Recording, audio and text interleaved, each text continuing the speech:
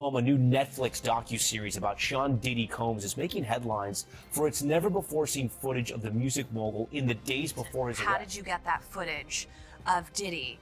I figured most journalists would not disclose Watch this and think that you really hate Sean Combs. Why would they be thinking that?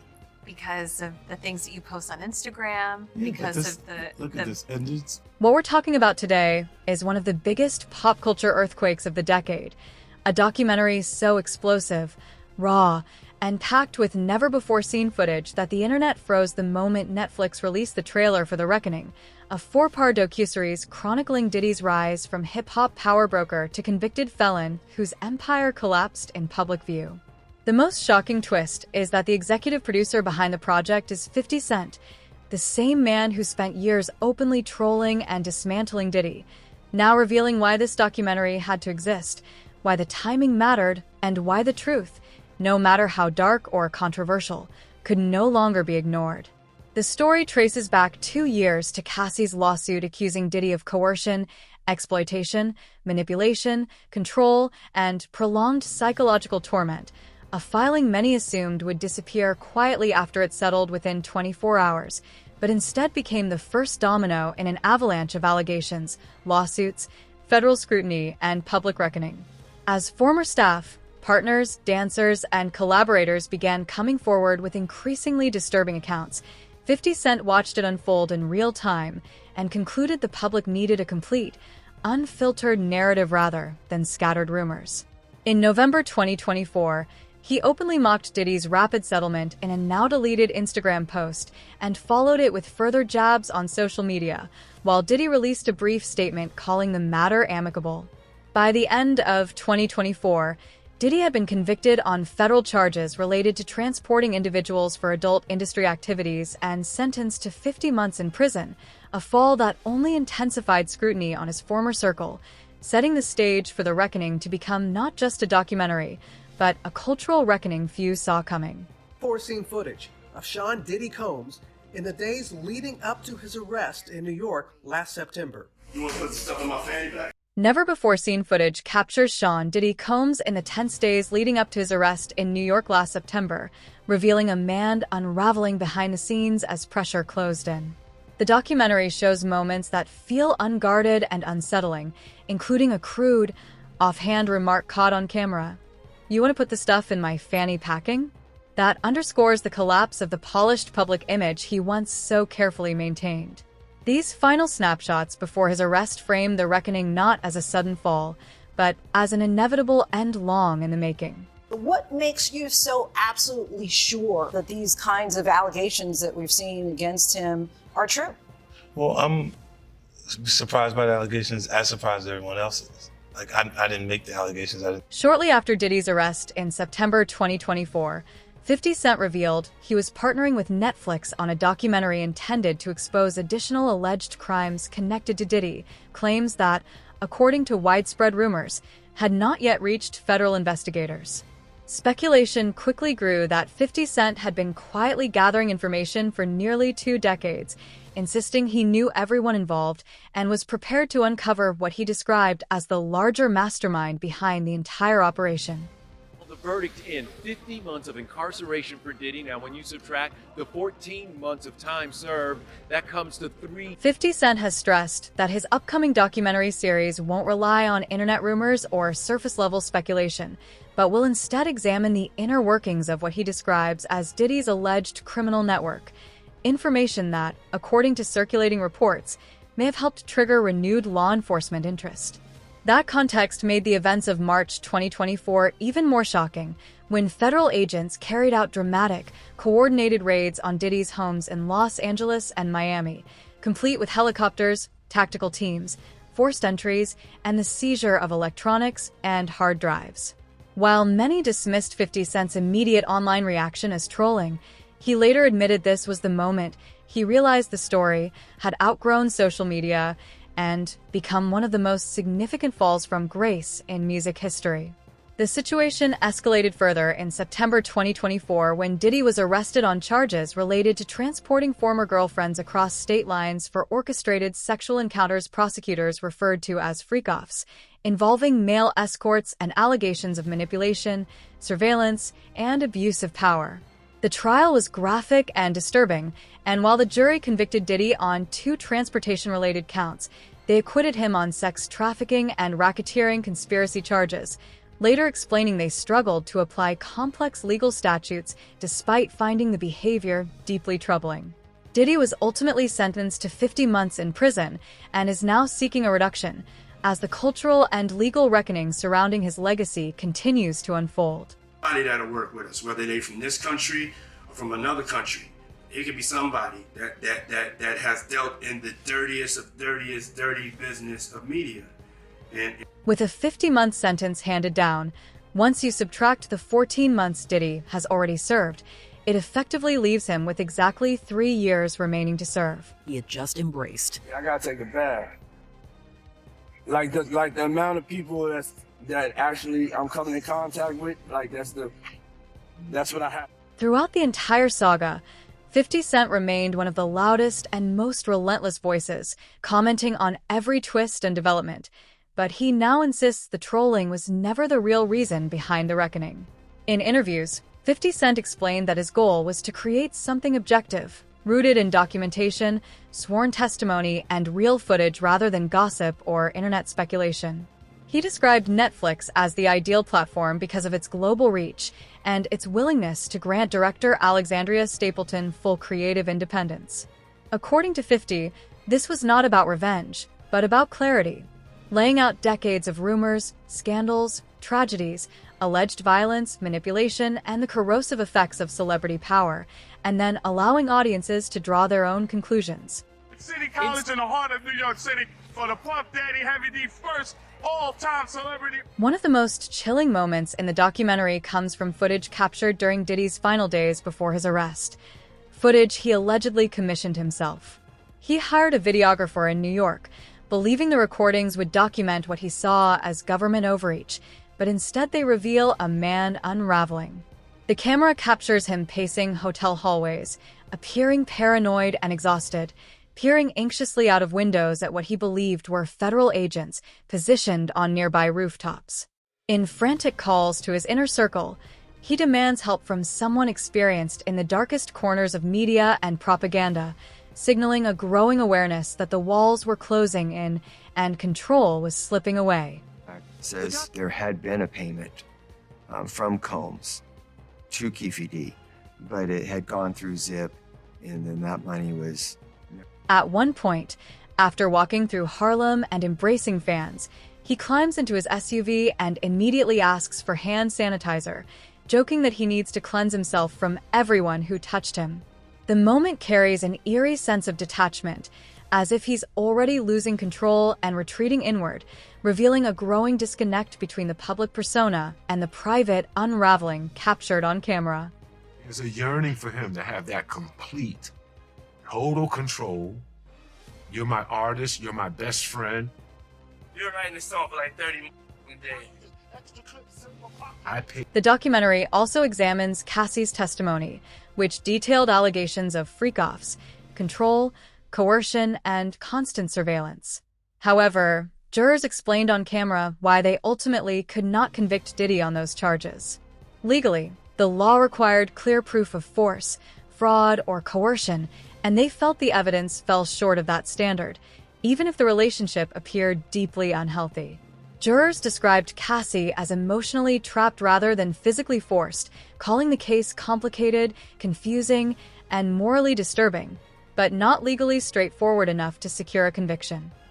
And sometimes look over to us like, can you believe they said that? In his facial expression. One of the most striking moments in the documentary captures Diddy, days before his arrest, telling the mother of his youngest child that he was about to deposit $200 million, nearly half of his reported $400 million fortune, suggesting he was moving assets in anticipation of federal charges. The filmmakers frame this as one of the most revealing glimpses into his urgent preparations for the storm ahead.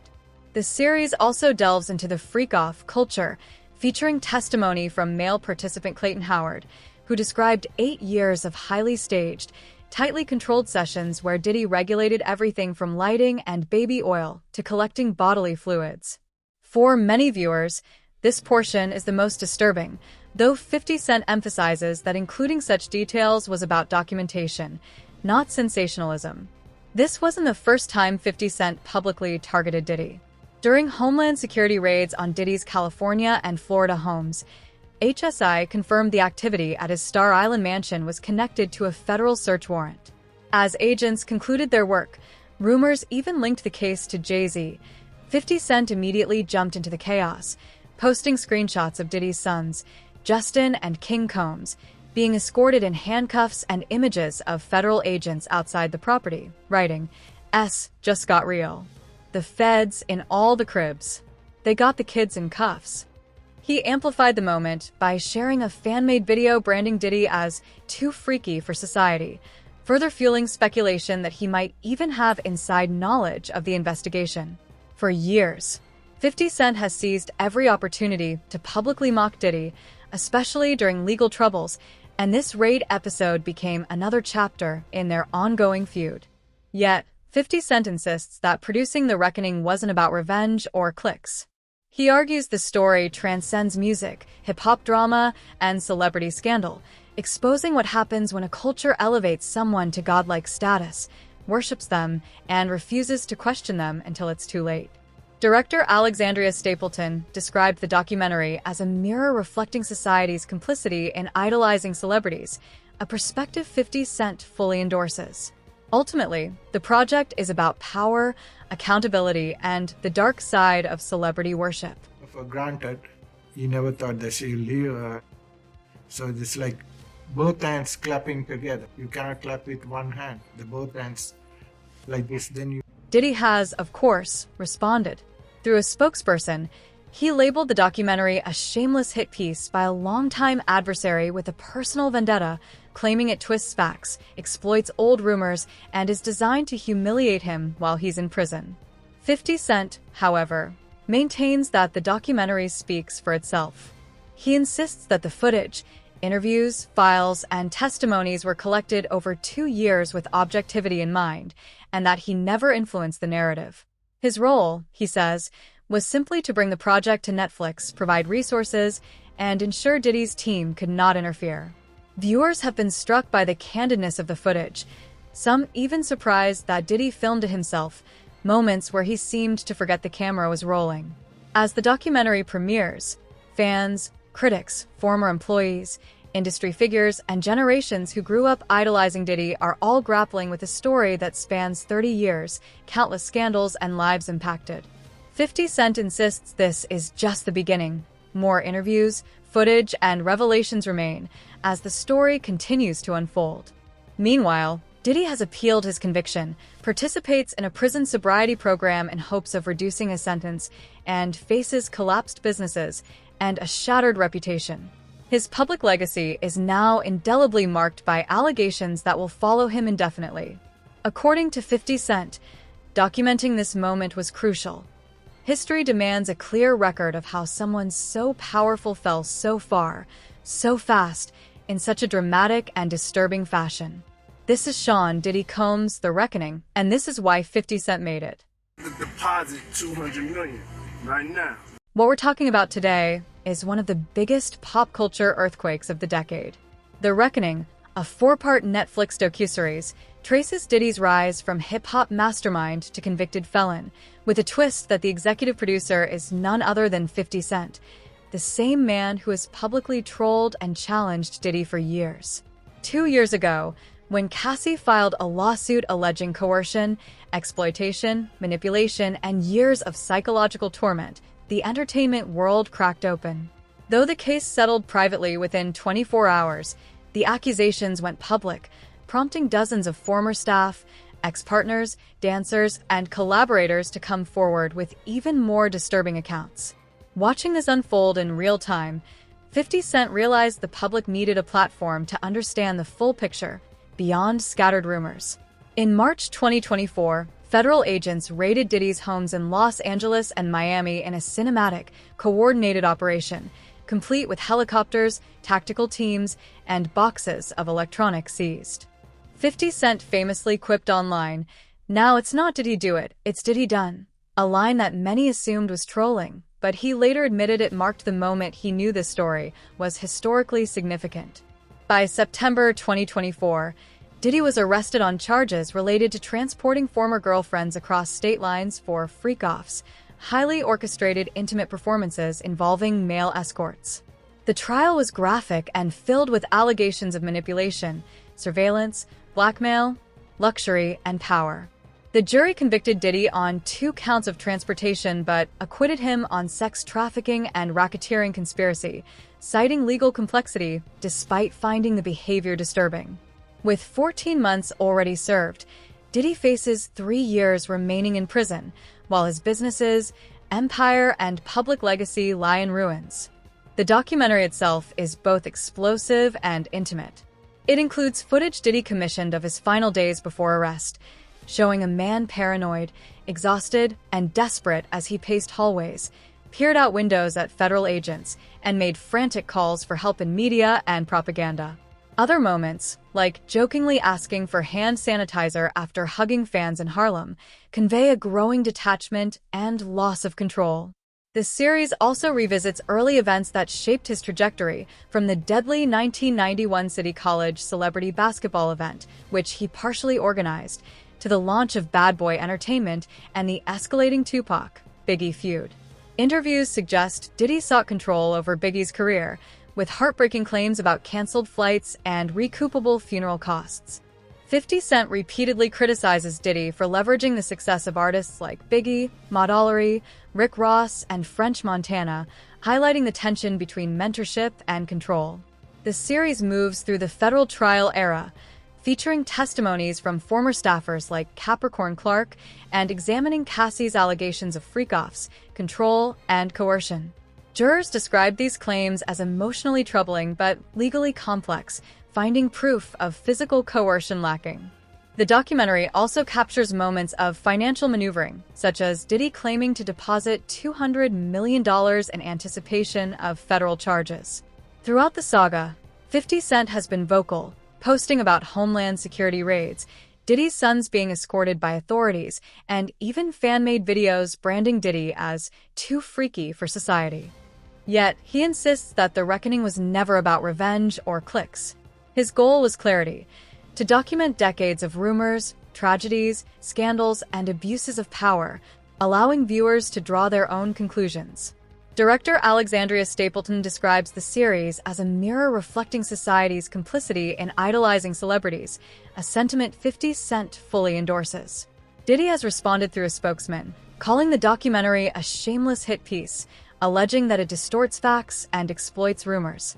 50 Cent maintains that the project was collected objectively over 2 years, with his role limited to securing Netflix as a platform and ensuring creative independence. As the documentary premieres, fans, critics, industry insiders, and those who grew up idolizing Diddy are processing a story spanning 30 years, dozens of scandals, and countless impacted lives. With more footage and interviews yet to be released, 50 Cent emphasizes that this is only the beginning of documenting a cultural turning point. Diddy has appealed his conviction, participates in a prison sobriety program, and faces a permanently tarnished legacy.